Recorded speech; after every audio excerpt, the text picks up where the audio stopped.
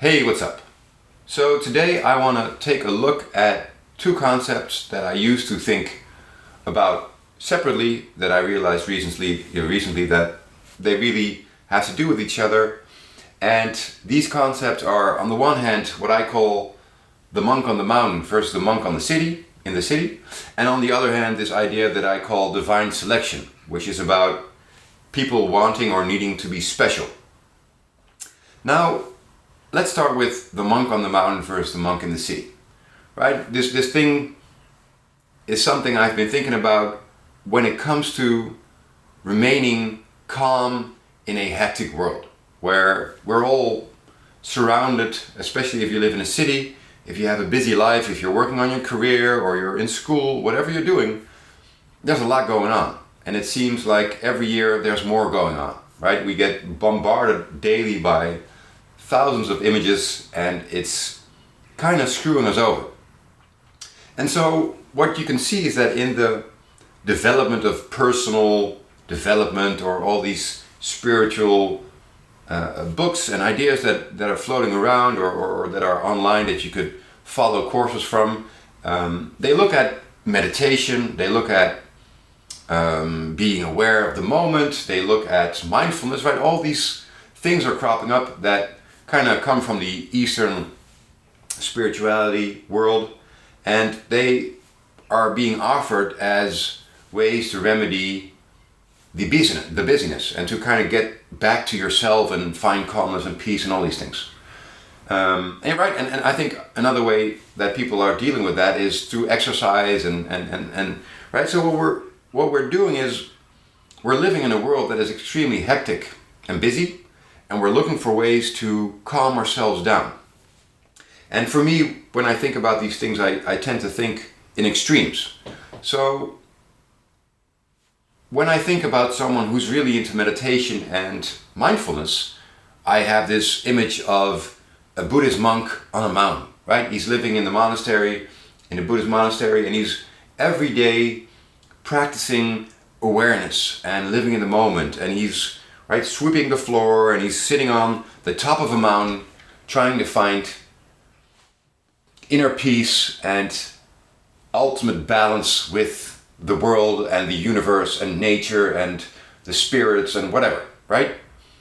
And I would think if someone has a chance to find that balance, to find that sweet spot of whatever it is that people are chasing, it would be the monk on the mountain, right? He has the best situation to find whatever it is he's looking for because he's the least distracted. So he's completely committed to finding this, let's call it inner peace. On the other hand, there's this city person who's not in a monastery, who's not on the mountain, and he or she is completely consumed by whatever is going on there and has lost his or herself in the bustling city and has very little chance of finding inner peace as we project it on the monk who is living on the mountain. Now, for me, I always think about, okay, well, what happens if this monk decides to come off his mountain, right? Because it has to do with where do you find the peace? Is it something you find within yourself? Is it something you find within the external world? Or is it something that perhaps has to do with who you are, right? Is it perhaps granted to some to have inner peace and not granted to others to have inner peace? In other words, is searching and finding inner peace, is it a thing that we can achieve because of what we do? Is it something we can achieve because of where we are? Or is it something that some will achieve because they have been divinely selected by the universe to achieve that, right? This has to do with being a guru, right? How does someone become a guru? Is it through studying?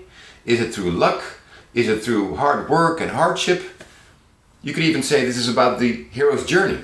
If Luke Skywalker is taken as an example, did he become Luke Skywalker because he trained with Yoda? Was it because of the hardships that he had endured and the fact that his father was Darth Vader and all the things that happened to him? Or was it just that, he was Luke Skywalker and really nobody but Luke could ever have been what he was. Was the hero because of the journey? Was it because of his training? Was it because of what was inside? Right? Where does this come from? And so you can see that on the one hand, we're looking for this inner peace. We're looking for stability and balance within ourselves. And that's something that occupies us, especially if things get really hectic. On the other hand, we're dealing with what's our place within this life? What is our place within this universe? How special are we? And I would say that one of the ideas of being successful is, let's just say there's two ideas of being successful. There's the work hard, the hard-working person who achieves his success through hard work, and then there's the one that gets divinely selected, the natural, right, the talented. And I think they both have their allure, and we kind of, right, the ideal these days is the hard-working person with the abundant natural talent. So there's this abundance of natural talents, and they work hard, right? Who can blame these people? They are perfect. They have been divinely selected, plus they put in the work. I mean, how are you going to be that, right? But what I think is important to look at the both ideas is that the monk on the mountain and the monk in the city, right? Because I'm thinking about this monk in the mountain coming down off his mountain and going to the city and to see what happens there, because I think the monk on the mountain has it easier than the monk in the city, because the monk in the mountain has his external world being in line with what he's trying to achieve.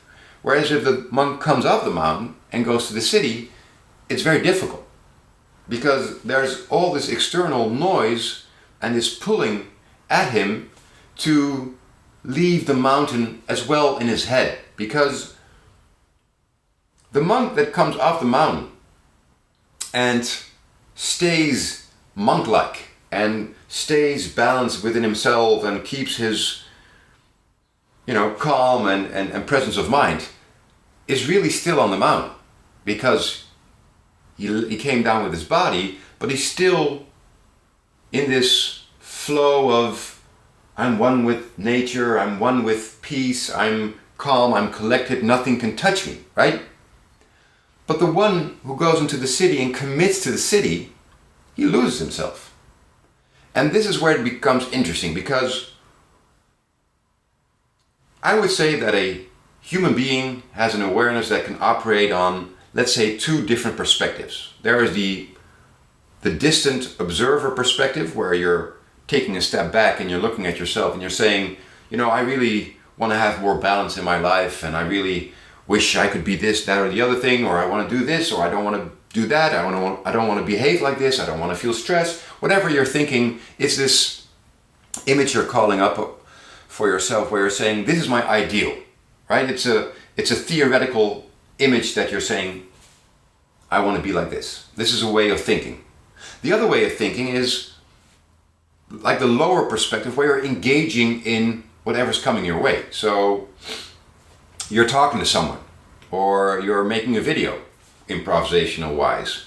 It's just you're engaged completely in the moment, and you're reacting to whatever's coming your way, and you could even wonder how much influence you have there. Maybe you're just action reaction, you're not really doing anything, which will lead to you behaving in a way that perhaps when you look from this higher perspective of the distant observer, you would say, I don't think I want to act like that, or what I should have said was this, that, or the other thing. So you're having two ways of operating, where the one way of operating is really judging the other way and saying it's not ideal. So what happens with the monk on the mountain, so to say, is that he is able to stay in his higher perspective, as where when you lose yourself in the moment, you're engaging on this lower perspective. Now, the monk on the mountain is trying to find his higher perspective and stay in that, and the monk in the city, he has two choices, because either he stays mentally on the mountain and keeps distantly observing, even though there's stuff happening around him, or he engages in whatever's happening around him and he pretty much loses his monk on the mountain ideas, right? Because there's no room when you're fully engaging in the moment to have this distant, disconnected perspective of, no, I want to be in balance with nature.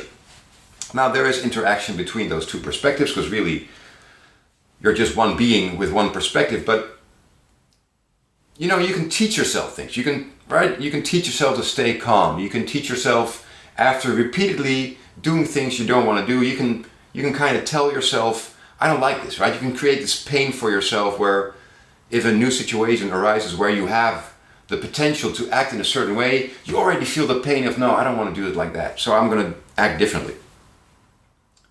So what you would find is that if you want to deal with a world that is hectic, you can either engage with it, which means you lose yourself in the hectic world and you become part of it and you play within it, or you don't lose yourself in it and you stay on the outside of it, even though you might be in the middle of it physically.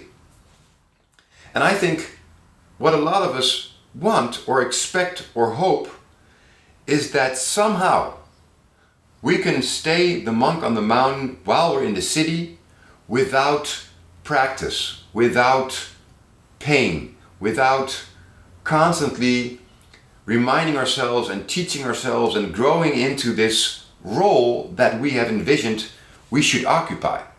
So we want to play the most difficult part that's available, mainly the monk that goes into the city, and we want to play that role perfectly without having to work for it, because we are divinely selected and able to do things that other people find difficult, right? So we look at other people, we see them lose themselves in whatever they're losing themselves in, and we say, well, I could do that without losing myself. And of course, this could be complete self-projection from my side, and maybe it's very different for you. And if it is, I'm curious to hear how it is for you, so please reply in the comments and tell me, because I just want to figure out how this thing works, not just for me, but for all of us.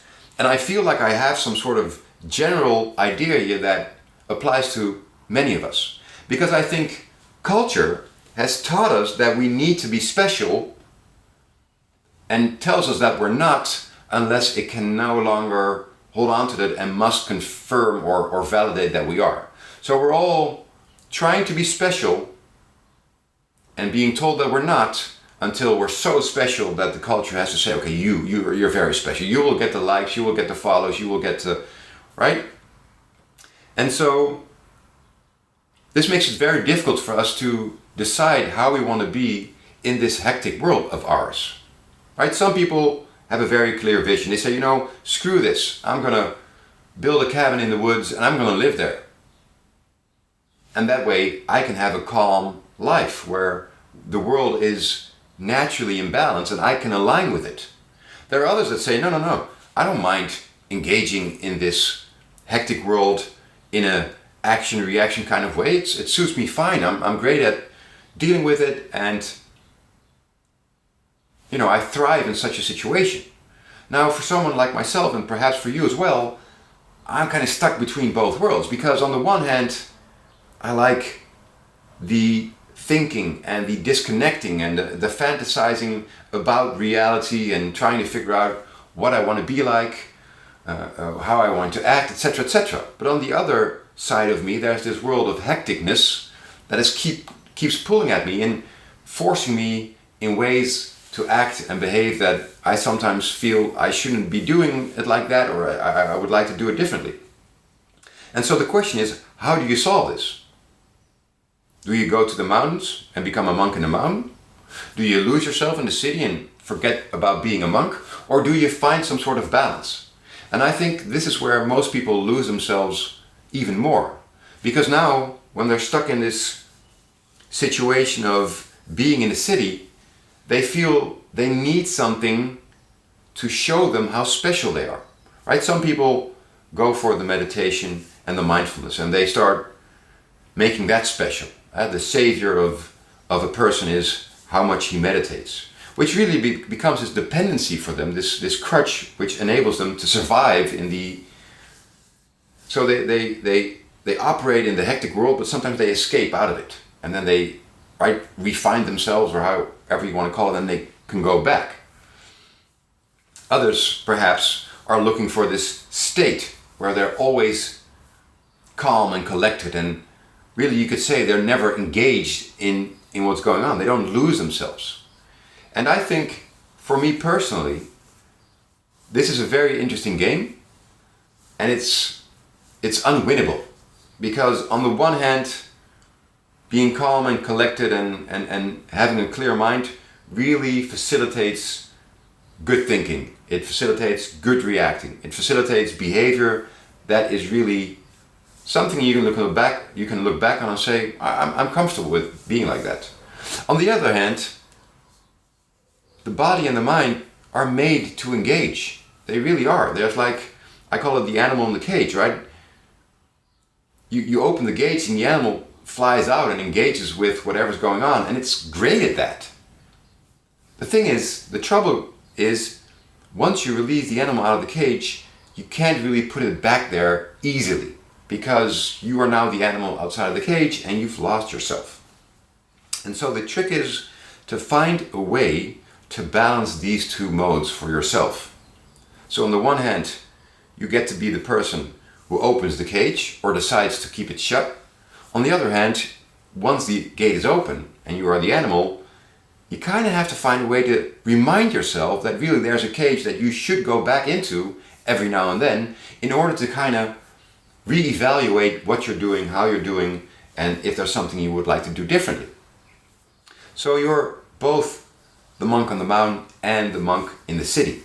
And whenever the monk is on the mountain, and is feeling really good about himself and he's figured it all out, you kind of go back to the city and you try to see how it works for you now.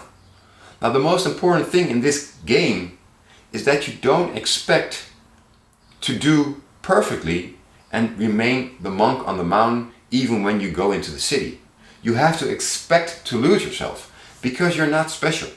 Your machine is made to engage, and you will lose yourself. And there's nothing wrong with that. In fact, it is the only way to truly learn or develop or have insights about the operating of you, right? If you try to exclude one part of your being, right, you're going to say, well, I'm going to deny my engagement mechanism. And what I'm going to do is, whenever I'm somewhere, I'm just going to not engage with anyone. I'm not going to feel emotion. I'm not going to laugh. I'm not going to really be interested and lose myself in a conversation and get all excited and talk. No, I'm just going to stay calm and collected, because I want to be calm and collected, which to me really is kind of shutting off half of the experience and somewhat fooling yourself in saying, I'm the monk on the mountain, when you're really not engaging on the level where the challenge is, which is in the direct engagement. The biggest problem is when you try to play the game on both sides, so you're going to do both the activities, but you're expecting to naturally be good at it and to not lose yourself in the engagement, right? Which is a denial of how you work. So you have to learn to balance yourself. You have to somehow put in some moments within yourself in the day or through the week where you check yourself and you go, am I too disconnected? Am I making it too easy for myself? Am I just looking for the safety of the silence of the mountain? Am I in the right spot? Am I playing those both worlds in a good way and pulling myself back every now and then and reevaluating where I'm going and how I'm doing that? Or have I lost myself completely in what's going on in the city? And am I just thinking about all the things that are going on and the troubles and the worries, and right? So there's like three places you can be: on the mountain, in the city, and somewhere in between, where you're juggling or you're balancing these different worlds and modes of engagement. And the biggest danger in this is that you're expecting to be divinely selected, where you're this natural monk that can balance these both worlds without challenge. Because if there's no challenge, then there's no achievement, there's no learning, there's no development. And in order to balance these two worlds, you have to be developed. You have to develop yourself into this self-reliant being that isn't leaning on the crutch of meditation or mindfulness, but is also not just putting that aside and saying, screw that, I'm just going to engage and see what happens. The game is difficult, and in order to play it well, it has to be difficult for you. And if it's difficult, you're probably doing it well. Does that mean there will always be the right outcome, so to say? You'll always be happy? No, especially no. Because in order to play the game well, there will have to be moments where you get confronted with something that you say, okay, I didn't like this. Right? That's part of why you're losing yourself, is to become aware of things. Right? The losing isn't just in the moment losing yourself. It's also to give yourself feedback about how you work, where you are. You could see it somewhat as practice and performance, right? The monk on the mountain is practicing, and the monk in the city is performing, right? And in the performing, you don't have the distance to kind of constantly mind yourself. But once you've done performing, you got to evaluate your performance and figure out what parts of your performance didn't go as well as you wanted them to go. So you can take those parts and you can take those to practice and work on those, right? And I think if you get a hang of that and you let go of what culture expects you to do, or perhaps what other people are able to do or not do, or how easy it is for them or not, then you're in a good spot. You should always find the balance between going easy on yourself and making it hard on yourself. And that's the difference, or this is the place between the mountain and the city.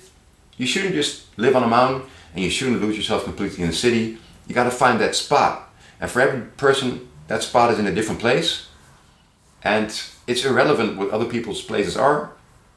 And it's irrelevant what culture is trying to tell you about how this works. You should try to realize for yourself how this works for you, and where you are, and where you want to be. And then try to get there. And realize in the end, there's nowhere to get. You're always where you should be anyway. So there really isn't anything at stake. But play with it. Discover it. Figure it out. Try to get a balance within yourself and see how that feels. If you have any ideas about that, or points I didn't mention or I was wrong about, let me know. Love to hear from you, and we will talk later. Good luck with this, and see ya.